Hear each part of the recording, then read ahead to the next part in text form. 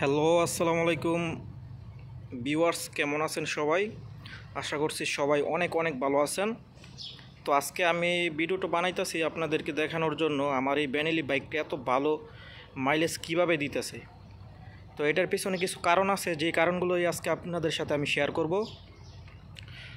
প্রথমত আমার গাড়ির যেই কার্বোরেটর বলে না, কার্বোরেটর, যে কার্বোরেটরটা আমার মডিফাই করা আছে।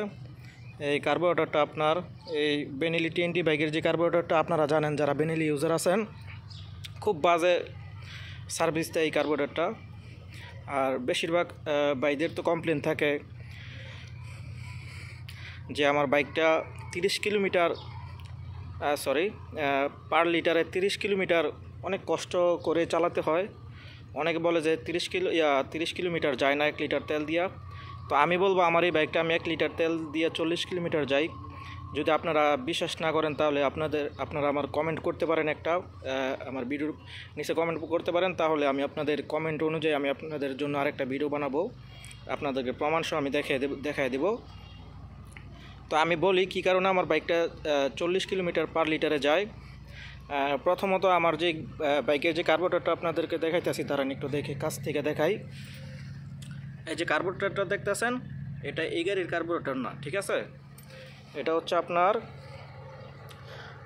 পালসার নতুন মডেলের যে বাইকগুলো বেরিয়েছে বর্তমানে বাজারে, পালসার ডবল ডিস্কের যে বাইকগুলো, ওই বাইকের কার্বোরেটর লাগানো এই বাইকের মধ্যে।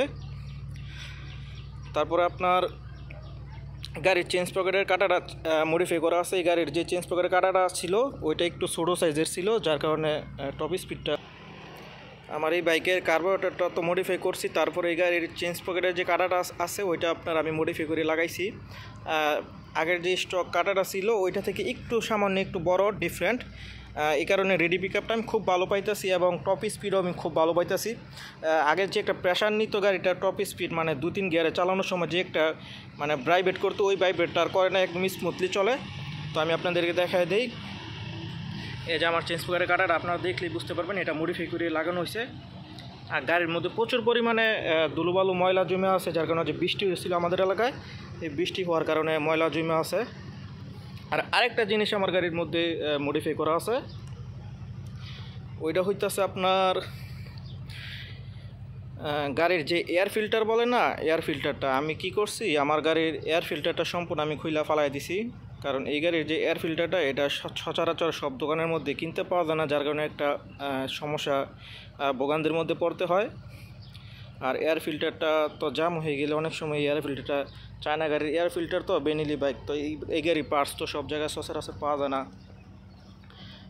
তো আমি এয়ার ফিল্টারটা খুইলা ফালাই দেওয়ার কারণে কী হয়েছে, মানে ইঞ্জিনের যে প্রেশারটা, মানে পিকআপের সাথে সাথে যে একটা এয়ার মানে বাতাস ইঞ্জিনের মধ্যে প্রবেশ করার কথা, এই বাতাসটা সম্পূর্ণরূপে পাইতেছে।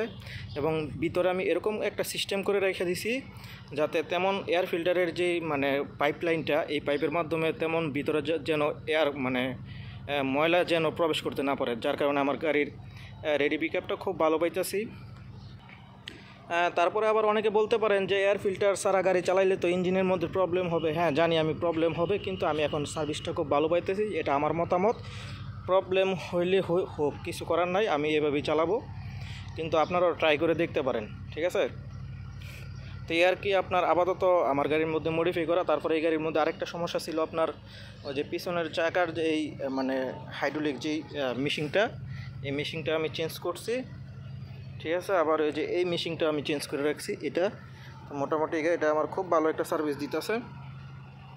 এই আর কি, গাড়ি যে এইভাবে সামনের দিকে এরকম একটা লুকস আসে।